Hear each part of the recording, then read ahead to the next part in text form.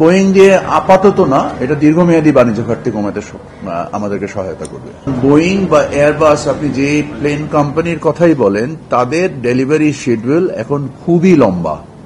আপনি দুই কোম্পানির কাছেই 2032 সালের না 31 সাল, সম্ভবত 31 কি 32 সালের আগে কোনো প্লেনই দুই কোম্পানির এক কোম্পানিও ডেলিভারি করতে হবে না, এবং প্রতি বছরই তারা নির্দিষ্ট সংখ্যক প্লেনের অতিরিক্ত ডেলিভারি করতে পারবে না। সো এটা একটা দীর্ঘমেয়াদী প্রকিউরমেন্ট পরিকল্পনা। এটা জাস্ট আমি আজকে পারচেজ অর্ডার দিলাম, সামনের বছর পেয়ে যাব না, এরকম কোনো ঘটনা ঘটবে না। বোয়িং দিয়ে আপাতত না, এটা দীর্ঘমেয়াদী বাণিজ্য ঘাটতি কমাতে আমাদেরকে সহায়তা করবে। ব্যবসাটা যুক্তরাষ্ট্রের সাথে হয়, যদি আপনারা লক্ষ্য করেন, জ্বালানি পণ্য এবং মেটাল স্ক্র্যাপ, গম এবং সয়াবিন,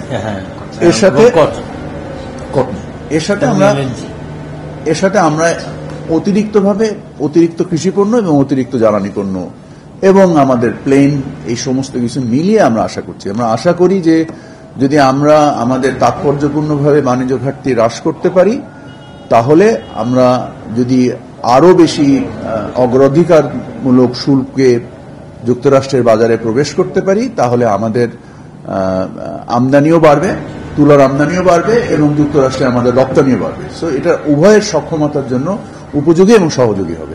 আপনাদের সকলকে অসংখ্য ধন্যবাদ। আসসালামু আলাইকুম।